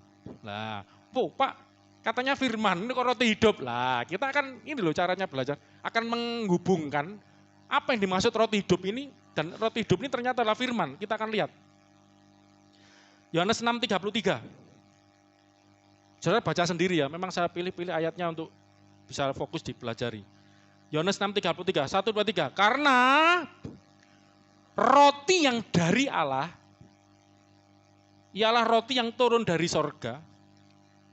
Jadi Yesus menggambarkan, dan ini roti yang turun dari sorga. Saya mau tanya, Yesus turun itu berupa roti atau manusia? Ini berarti kiasan. Tapi tujuannya adalah, inilah roti yang dari Allah, roti yang turun dari sorga, yang memberi hidup kepada dunia. Jadi ini kiasan, roti yang dari sorga, ya, yang turun memberi hidup kepada dunia, roti yang dari Allah. Nah, kita akan lihat lagi, kita akan lihat kenapa kok Yesus menggambarkan dirinya, menggelari ya, selain anak Allah, firman, itu juga ada roti hidup. Yohanes 6:27. Kita akan lihat apa hubungannya roti dengan firman. Kita akan menghubungkan, jadi Yesus mengajarkan tentang roti ini sebenarnya bicara tentang firman. Yohanes 6:27, 1, 2, 3, bekerjalah bukan untuk, nah ini tadi kita tanya, saya jelaskan, kalau Yesus datang, Tuhan datang kedua kali, biarlah kita didapati sedang bekerja. Bekerja itu yang apa? Ini baca sama-sama. Pekerjaan yang Tuhan mau untuk kita lakukan. 1, 2, 3, bekerjalah bukan untuk makanan yang akan dapat binasa. Saya mau tanya, kamu bekerja, dapat uang, dapat gaji, bisa binasa enggak? Maksudnya bisa habis enggak? Nah, berarti kan bukan itu yang dimaksud kerjaan ini. Ya kan? Tapi melainkan untuk, jadi yang kamu kerjakan ini kamu menghasilkan, orang bekerja kan untuk supaya bisa memenuhi kebutuhan hidupnya. Ya kita sebut sini makanan. Kalau makanan atau gaji atau upah yang kita terima ini hanya untuk sekedar hidup di dunia, ternyata bukan itu pekerjaan yang Tuhan mau. Bekerjalah untuk makanan yang bertahan sampai kepada hidup yang kekal. Jadi makanan yang kita peroleh hari hasil kerja kita ini makanan yang bertahan sampai hidup yang kekal. Opo iki ngono lho. Duwe cepet hilang. Lek kelambi api wis pudar lama-lama, bisa luntur. Ya kan? Pekerjaan dulu rame, lama-lama ya kena corona bisa menurun. Enggak bertahan kan, enggak kekal. Tapi kamu bekerja untuk makanan yang bertahan sampai kepada hidup yang kekal. Ini apa? Lah, 1, 2, 3, yang ternyata makanan yang bertahan sampai hidup kekal ini diberikan oleh siapa? Diberikan anak manusia kepadamu. Anak manusia yang dimaksud ini siapa? Tuhan Yesus. Roti hidup. Terus ngomong, kamu ini loh, tak kasih roti hidup. Aku roti hidup yang turun dari surga. Kamu makan roti yang kuberikan ini kamu tidak akan mati, hidup selama-lamanya. Ini bicara perkara yang di atas tadi. Perkara-perkara yang di atas. Ini perkara-perkara yang kekal. Sebab dialah yang disahkan oleh Bapa dengan meterainya. Coba lanjut. Jadi Kristus ini sanggup memberikan makanan yang bertahan sampai pada hidup yang kekal. Inilah yang disebut roti hidup. Yohanes 6:32. Nah, kita akan membandingkan ini dengan kisah roti turun dari surga di dalam zamannya Musa, orang Israel. Yohanes 6:33, maka kata Yesus kepada mereka, aku berkata kepadamu, sesungguhnya bukan Musa yang memberikan kamu roti dari surga, melainkan siapa? Bapakku yang memberikan kamu roti yang benar dari surga. Jadi kita ini namanya anugerah. Saudara, ya saya tidak anti rajin, saudara bekerja keras, sekolah yang rajin, usaha, bagus. Tapi engkau harus sadar, apapun yang engkau kerjakan itu tidak bertahan sampai selama-lamanya. Tetapi yang bertahan adalah berkat Tuhan. Anugerah Tuhan. Yang diberikan oleh anak manusia kepadamu. Ya toh, diberikan oleh Bapa, memberikan kamu roti yang benar dari sorga. Bapa yang memberikan roti. Saya loncat Yohanes 6:58. 1, 2, 3. Inilah roti yang telah turun dari sorga. Bukan roti seperti yang dimakan nenek moyangmu. Lah ini saudara. Ada 2 jenis roti. Orang Israel nerima roti selama di padang gurun 40 tahun. Dipelihara Tuhan tiap pagi muncul embun itu jadi roti. Mana, disebut mana, roti dari sorga. Bukan roti yang dimakan nenek moyangmu dan mereka telah mati. Akhirnya ya setelah lewat 40 tahun banyak yang mati di padang gurun. Ya. Barang siapa makan roti ini, roti yang daripadaku ini, ia akan apa? Hidup selama-lamanya. Ya. Kalau saya buka, ini nanti panjang ya, saudara baca sendiri ya, Keluaran 16, saya akan pilih saja ayatnya di pasal 2 dan 15. Pasal 16, Keluaran ya, ayat 2 sampai 15. Lah Allah itu menurunkan roti dari langit untuk dimakan umat Israel ya. Itu sifatnya fana, tidak kekal, hanya untuk kehidupan duniawi ketika mereka sedang bersungut-sungut di padang gurun karena merasa kelaparan. Coba ayat 2.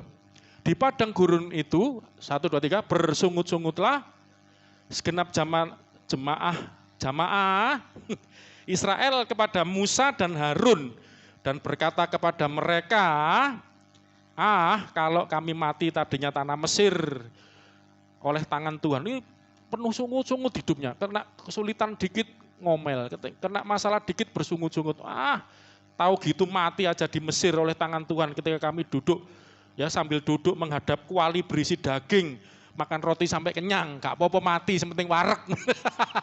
Ya, ini wong luwe iki apa stres ya, ngomong ngawur ya. Sebab kamu membawa kami keluar dari padang gurun untuk membunuh kami seluruh jemaah ini dengan apa? Kelaparan, karena kelaparan. Aduh. Karena lapar bersungut-sungut. Lanjutnya ini. Lalu berfirmanlah Tuhan kepada Musa, sesungguhnya aku akan apa? Menurunkan roti dari langit, hujan roti bagimu. Wah, baca sendiri selanjutnya, itu kisahnya ada ya. Saya mau loncat ayat, kalau enggak gitu enggak selesai nanti. Ayat 15-nya aja langsung lah. Saudara baca sendiri ya. Ayat 15. Ketika orang Israel melihatnya, ketika terjadi semua, berkatalah mereka seorang kepada yang lain, apakah ini? Sebab mereka tidak tahu apa itu. Tapi Musa berkata kepada mereka, 1, 2, 3, inilah roti yang diberikan Tuhan kepadamu menjadi makanan. Mereka dipelihara Tuhan. Lah roti yang turun dari sorga ini, mana ini?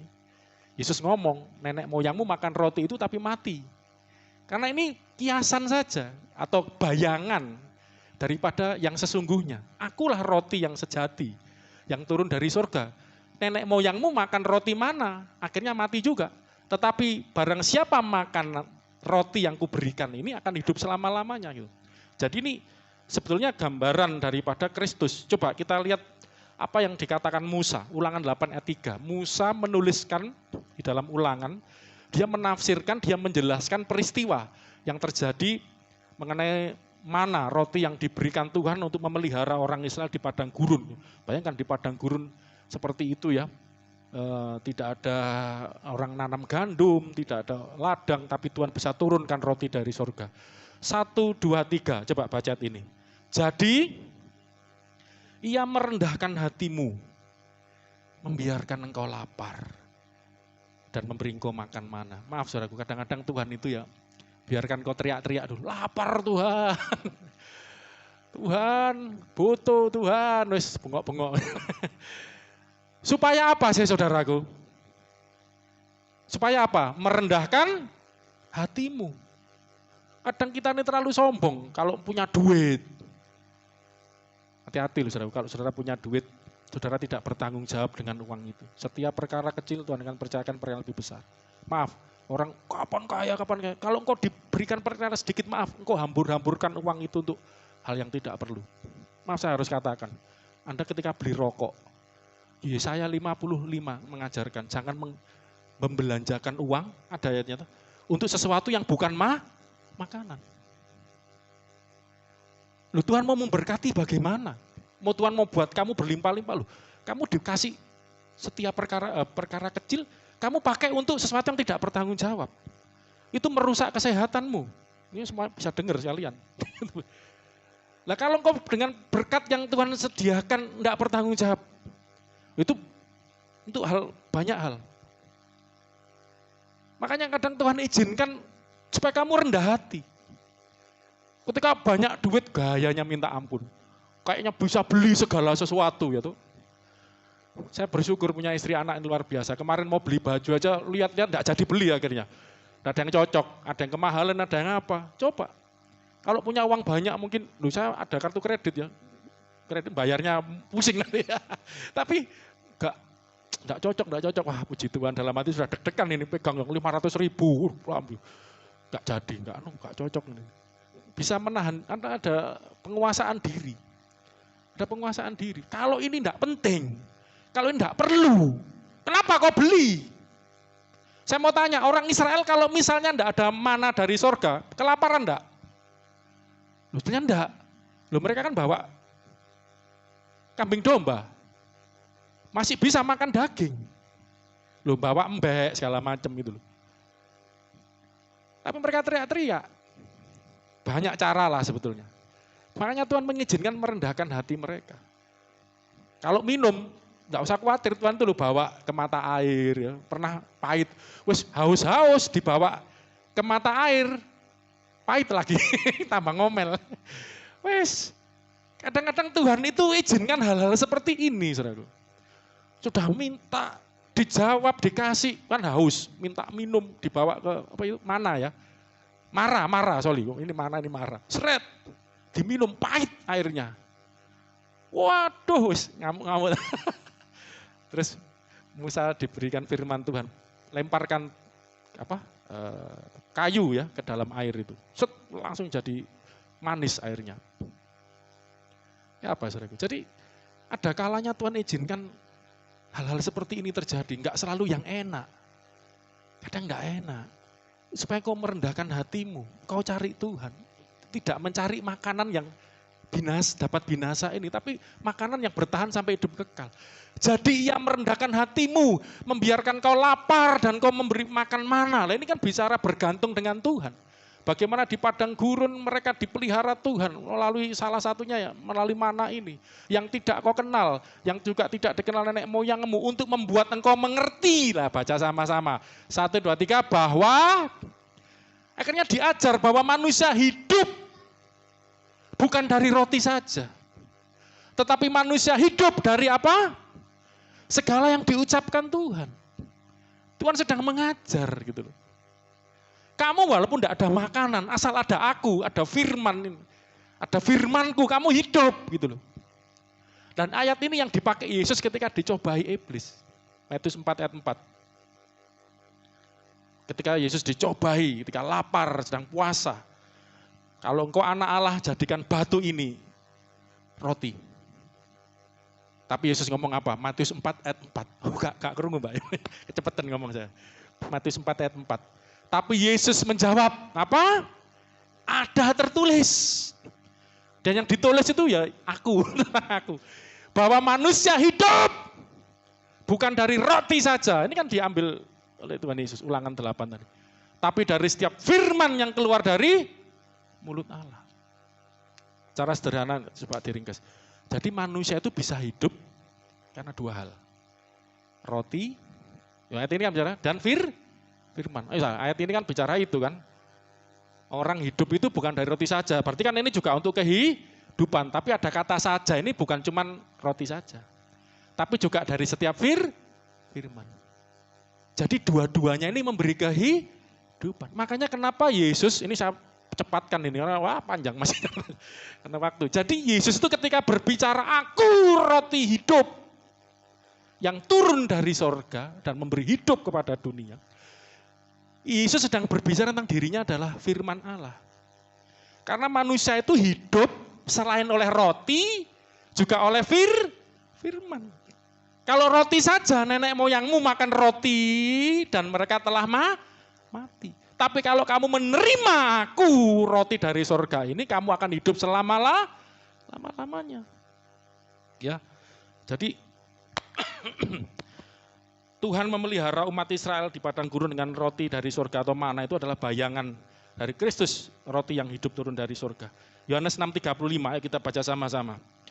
1, 2, 3, kata Yesus kepada mereka, akulah roti hidup, barang siapa datang kepadaku.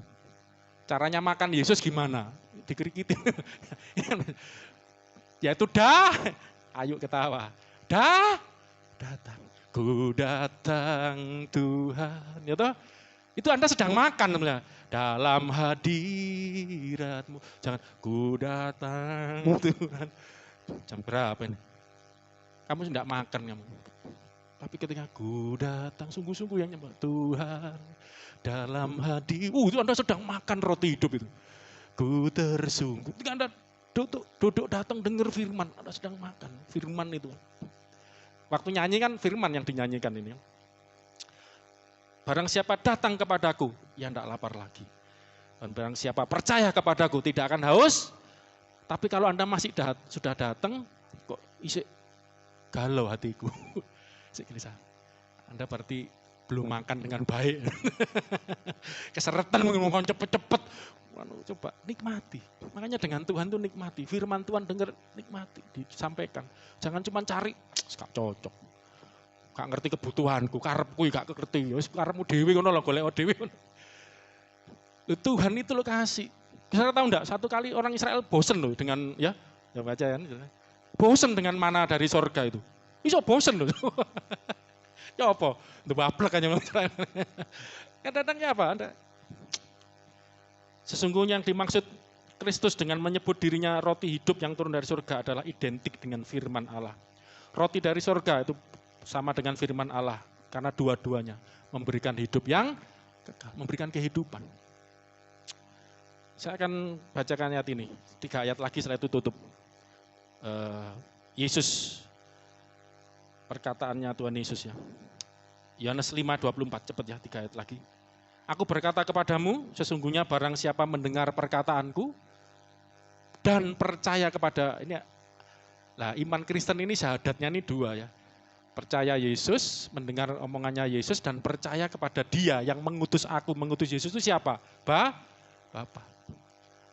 Kalau saudara seberang kan tidak ada la ilaha illallah, Muhammad Nabi, terus Rasulnya Allah. Nah, maaf kalau Nabi kan manusia, kalau kita tidak memasukkan manusia, orang Yahudi pun juga tidak memasukkan semanya orang Yahudi syahadatnya. Sema Israel, ya, Adonai Elohinu, Adonai Echad. Adonai Tuhan itu Allah kita, Adonai Echad Tuhan itu Esa, cukup, enggak ada. Dan Musa itu adalah Nabi kita, enggak ada, enggak boleh. Pokoknya syahadatnya, makanya umat Tuhan, enggak ada umat, maaf saya enggak tahu kok saudara seberang ngajar, umat Nabi ini enggak ada di Alkitab. Ini umatnya Nabi Isa, umatnya Nabi Musa, enggak ada. Orang Israel cari di Alkitab, aku umatnya Nabi Musa, enggak pernah. Mereka adalah umatnya Allah, amin, mereka nyebut umat Allah. Syahadatnya pun begitu. Adonai Elohim, Tuhan itu Allahku, Tuhan itu Esa. Lah orang Kristen, aku percaya kepada Yesus. Ya toh, firman Allah itu. Dan kepada yang mengutusnya itu Bapa Allah. Lah nanti, makanya penjelasan, itu kan polemik. Iya, barang siapa dengar perkataan, karena kita tahu Yesus bukan manusia. Dia berasal dari surga sebagai roti hidup atau firman. Makanya kita percaya, kita memasukkan dalam doa kita, pengakuan iman kita. Percaya, mendengar perkataanku, percaya kepada Dia mengutus aku, yaitu Bapa. Ia punya hidup kekal dan tidak turut dihukum sebab Ia sudah pindah dari maut kepada hidup. Saya akan 2 ayat cepat ya. Apa yang bahwa perkataan Bapa itu memberi hidup. Yohanes 12 ayat 50, cepat. Setelah itu perkataan Kristus.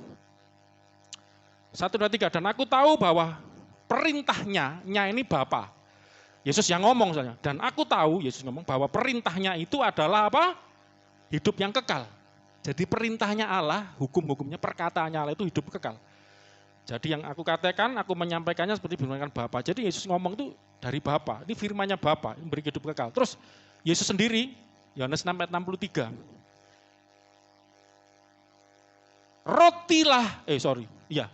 Roh lah sampai roti, ini gak kabur. Roh lah yang memberi hidup. Daging sama sekali tidak berguna.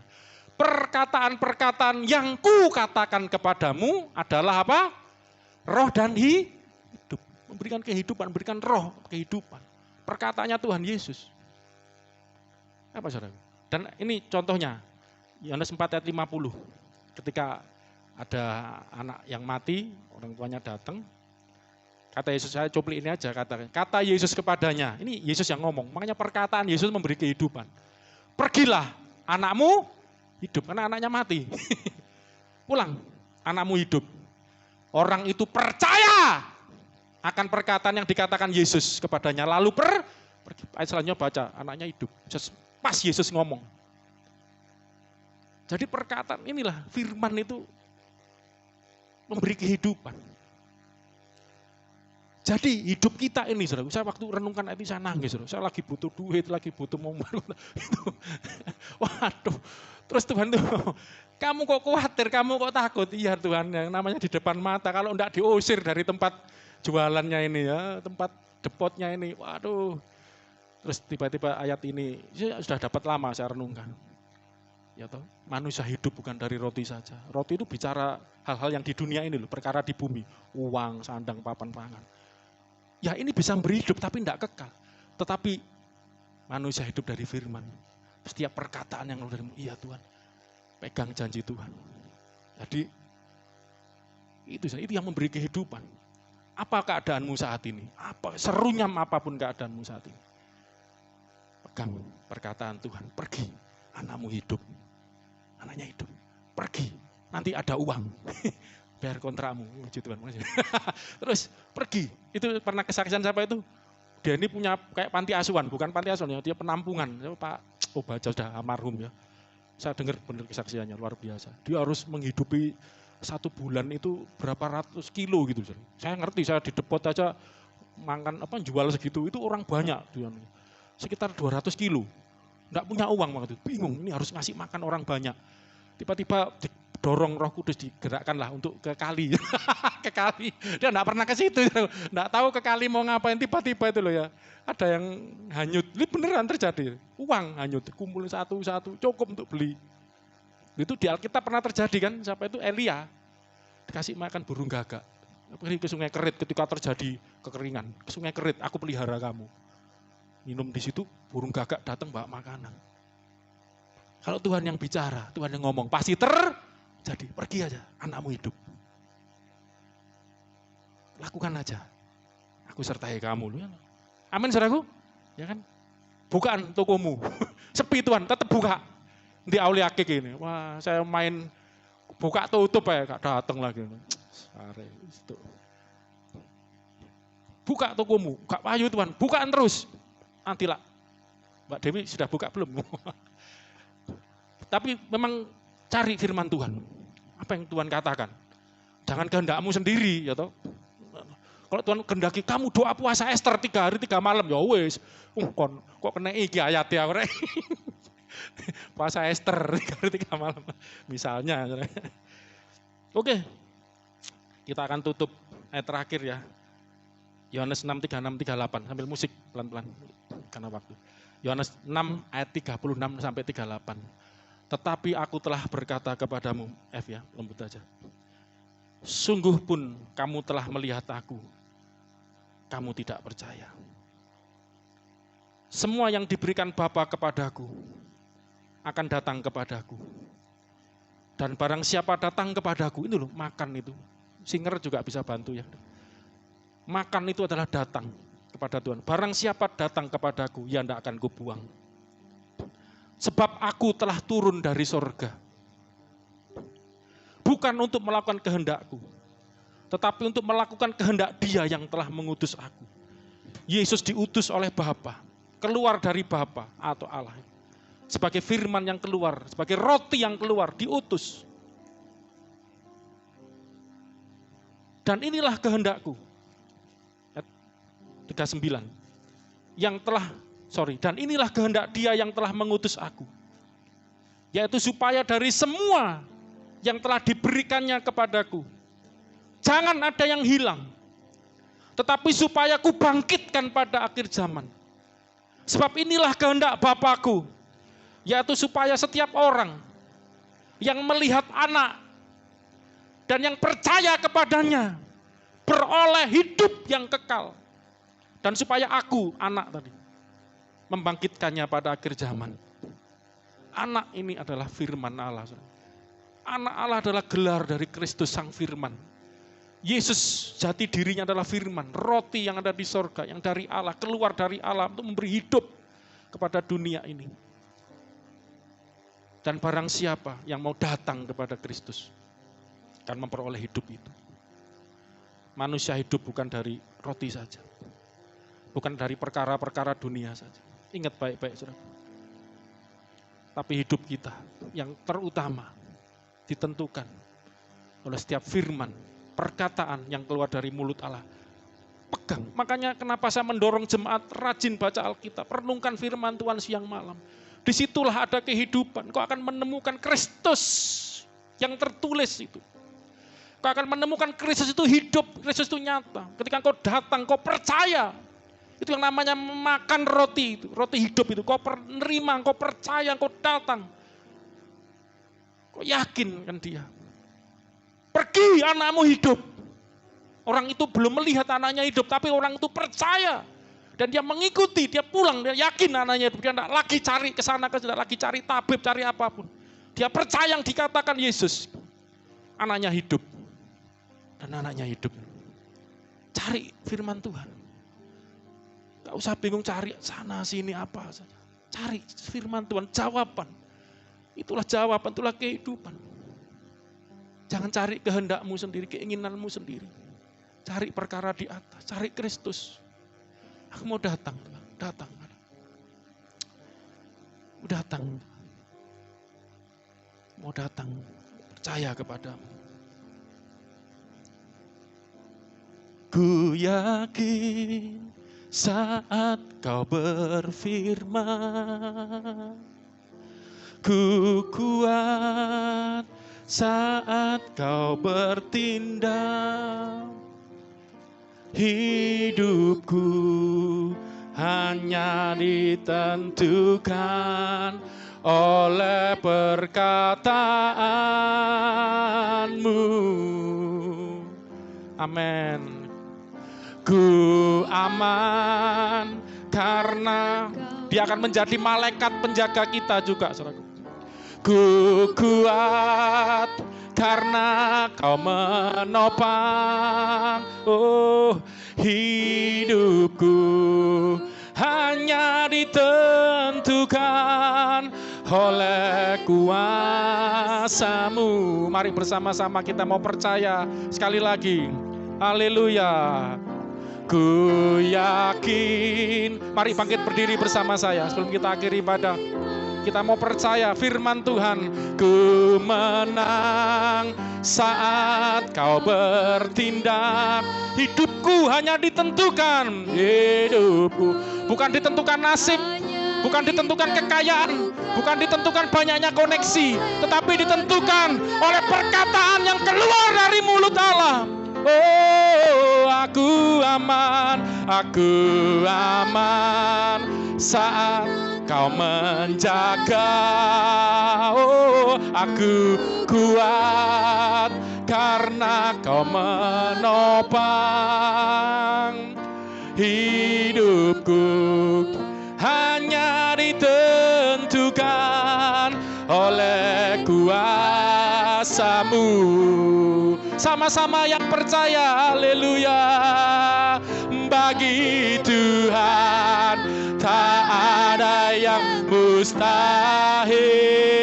Bagi Tuhan tak ada yang tak mungkin. Mujizatnya disediakan bagiku.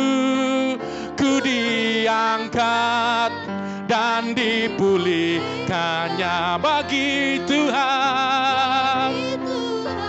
Tak ada yang mustahil. Go, pergi. Bagi Tuhan tak ada yang. Anakmu hidup. Haleluya. Mujizatnya disediakan bagi. Puji Tuhan, percaya. Ku diangkat dan dipulihkannya bagi Tuhan. Tuhan tak ada yang mustahil. Bagi Tuhan tak ada yang tak mungkin. Mujizatnya, amin, oleh perkataan Tuhan. Mujizat itu terjadi karena firman-Nya Tuhan. Karena Kristus adalah firman Allah. Perkataanku akan berikan hidup bagi dunia ini. Bagi Tuhan. Kalau Allah berfirman, Yesus berfirman, Sang Firman itu datang dalam hidupmu. Tidak ada yang mustahil, tidak ada yang tidak mungkin. Pegang janjinya, pegang firman-Nya. Mujizatnya disediakan bagiku. Ku diangkat dan dipulihkan. Saya mau ngajak berdoa. Bagi Tuhan, mari, apapun yang sedang kau hadapi saat ini, dimanapun kau berada, kau yang sedang mendengarkan, melihat ibadah ini, mendengarkan khotbah ini, sedang berdoa bersama-sama saat ini, dan kau sedang dalam pergumulan, sedang dalam tantangan, kau sedang mengalami padang gurun, kau sedang mengalami kesulitan, mari datang kepada Tuhan. Datang kepada Tuhan. Jangan hanya mencari makanan yang dapat binasa, perkara-perkara di bumi yang fana, yang sementara, tapi datang pada Kristus Sang Firman untuk mendapatkan. Akan aku memberikan kepadamu makanan yang bertahan sampai hidup yang kekal, yaitu perkataanku, roti hidup ini. Setiap firman yang keluar dari mulutku akan memberi kehidupan bagimu. Haleluya. Bagi. Dan saat kita memuji, menyembah, berdoa saat ini. Firman Tuhan turun. Firman Tuhan turun. Akulah roti yang turun dari sorga. Firman yang turun dalam hidupmu. Berbicara secara khusus buat hidupmu.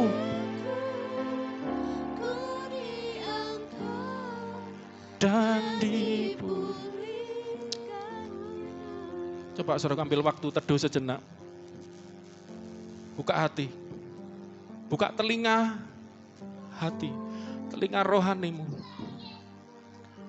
Dengarkan firman-Nya. Yang secara khusus. Mungkin melalui khotbah yang kau dengarkan tadi. Atau secara khusus ada suara yang lembut dari hatimu. Tuhan mengingatkan janjinya, firman-Nya. Percaya itu. Pegang itu. Janji Tuhan. Pegang perkataan Tuhan. Sekalipun mungkin tidak seperti yang kau inginkan, tidak seperti yang kau kehendaki. Ingat, akhir zaman banyak orang mencari apa yang diinginkannya sendiri. Yang dikehendakinya, yang menyenangkan telinganya, menyenangkan dirinya. Dan mereka tersesat. Kadang Tuhan izinkan kau lapar. Tuhan izinkan kau krisis. Supaya ia merendahkan hatimu, kata firman Tuhan. Itu kata Musa. Kenapa Tuhan izinkan kau bawa ke padang gurun? Penuh dengan kesulitan, penuh dengan tantangan. Supaya ia merendahkan hatimu. Supaya kau mengerti bahwa manusia hidup bukan dari makanan saja, dari roti saja. Bahwa engkau hidup bisa selama ini. Alkitab katakan, mencatat orang Israel 40 tahun di padang gurun, bajunya tidak pernah rusak, kasutnya tidak pernah rusak, dipelihara Tuhan. Kadang-kadang kita kurang bersyukur dengan pemeliharaan Tuhan. Bersyukur kau punya tempat tinggal. Bersyukur kau masih bisa makan sampai hari ini. Bersyukur kau bisa sekolah walaupun online. Bersyukur kau punya pekerjaan walaupun mungkin itu biasa-biasa menurutmu. Bersyukur kau masih bisa hidup sampai hari ini. Kau sehat sampai hari ini. Syukuri itu. Kadang Tuhan izinkan banyak hal yang tidak seperti kau inginkan. Dengan maksud merendahkan hatimu. Supaya kau sujud tunduk mencari Tuhan. Datang kepada Tuhan. Dan mengaku, Tuhan, aku tidak bisa hidup tanpa Engkau. Tanpa Tuhan aku tidak mampu. Engkaulah yang memberi kehidupan. Bukan pekerjaanku, bukan usahaku, bukan kekayaanku, bukan kepandaianku. Tapi aku hidup dari setiap perkataan yang keluar dari mulutmu, Tuhan. Saya mau berdoa saat ini. Saya tidak berdoa seperti biasanya. Saya berdoa seperti ini. Ketika Anda, saya ajak, ketika Anda mendengar firman Tuhan, tadi memuji, menyembah, dan Anda dapat janji Tuhan. Tidak usah ragu-ragu. Yakin. Tuhan sedang ngomong dengan lembut di hatimu. Ada sesuatu yang Tuhan ingatkan mungkin. Tidak tahu caranya Tuhan itu macam-macam. Bisa mimpi, bisa penglihatan, bisa suara di hati. Dan kau dapat janji Tuhan. Saya mau berdoa bersama Anda. Seperti yang saya saksikan ketika saya melihat tetangga kanan kiri yang kaya. Tuhan tidak kasih saya, oh kamu akan lebih kaya dari mereka. Enggak, Tuhan bicara. Itu saya hidup suci, hidup kudus. Bukan untuk lebih kaya dari mereka. Dan itu ternyata menenteramkan hati saya. Iya benar ya, aku hamba Tuhan. Kenapa aku harus berlomba-lomba secara duniawi? Kenapa aku tidak mengejar kehidupan sebagai hamba Tuhan yang melayani Tuhan? Itu mengubah pemikiran saya. Dan itu juga membuat saya lebih berserah kepada Tuhan, lebih mengerti rencana Tuhan. Saya tidak tahu apa yang Tuhan bicara kepadamu saat ini. Ketika engkau mendengar Tuhan berbicara saat ini, angkat tanganmu, saudara. Kita akan berdoa bersama-sama. Bagi mereka yang dapat sesuatu dari Tuhan, something. Nah, dengan iman, saudara, itu luar biasa. Yes, angkat tanganmu. Kau yang mendapat janji Tuhan, perkataan Tuhan itu hidup. Perkataan Tuhan itu ada kehidupannya. Perkataan Tuhan itu ada kuasanya. Pasti terjadi. Ayo, Yes. Tuhan, aku berdoa bersama-sama dengan saudara-saudaraku seiman ini, yang mau datang kepadamu, yang dengar firman-Mu ini Tuhan. Mereka udah dengar firman-Mu dan mereka percaya. Ketika Kau berkata, perkataan-Mu adalah kehidupan. Kami percaya. Lihat tangan-tangan yang diangkat, tanda mereka percaya dengan perkataan-Mu ini Tuhan. Baik yang di gereja ini maupun di rumah masing-masing. Urapan-Mu turun, kuasa-Mu turun. Setiap perkataan-Mu, bahkan aku berdoa rema, setiap detail perkataan itu terjadi. Perkataan Tuhan satu titik pun, satu iota pun tidak akan gugur. Setiap yang dijanjikan Tuhan pasti terjadi dalam hidupmu. Dalam nama Yesus, terima kasih Tuhan, kami bersuka cita menerima janji-Mu. Terima kasih Tuhan, terima kasih. Oh, haleluya. Kita ganti bagi Tuhan, dengan Tuhan kita percaya. Dengan Tuhan tak ada yang, karena firman Tuhan bahasa Inggrisnya with the Lord, for with the God, for with the Lord ada yang mungkin. Mujizatnya disediakan bagiku, ku diangkat. Dan sekali lagi, dengan Tuhan, bersama Tuhan tidak akan mustahil. Dengan Tuhan tak ada, for with the God, for with the Lord. Dengan Tuhan engkau berjalan bersama Tuhan, akan menyertaimu, menuntunmu. Mujizatnya disediakan bagiku, ku diangkat dan dipulihkannya. Ku diangkat dan dipulihkannya. Ku diangkat dan dipulihkannya. Haleluya. Percaya, pulang dari tempat ini. Oh, puji Tuhan, saudara. Percaya seperti yang Yesus janjikan. Pergi, anakmu hidup. Pergi, jadilah alat-alatku, kata Tuhan. Oh, jadikan semua bangsa muridku. Dipakai Tuhan. Pergi, jadi alatnya Tuhan. Pergi keluar, menyatakan kemuliaan Tuhan. Haleluya. Tuhan bersamamu. Gak usah takut, gak usah khawatir. Dia bersama kita dan menyertai kita dari sekarang bahkan selama-lamanya. Kristus, Sang Firman, bersama Allah, di dalam Allah, yang diutus Allah untuk turun ke dunia buat kita. Barang siapa yang mendengar perkataannya, percaya perkataannya, percaya bahwa Yesus diutus oleh Bapa, yang akan pindah dari maut kepada hidup. Apapun keadaanmu, percaya, berubah, beralih kepada kehidupan. Yang percaya, pulang dengan sukacita, damai sejahtera, dan terimalah berkat yang berlimpah-limpah dari Bapamu di sorga, yang dicurahkan melalui Yesus Kristus, anaknya, firman-Nya itu, yang menyertai hidupmu, di dalam penyertaan Roh Kudus, kuat kuasanya, menghiburmu, menolongmu, sekarang sampai selama-lamanya.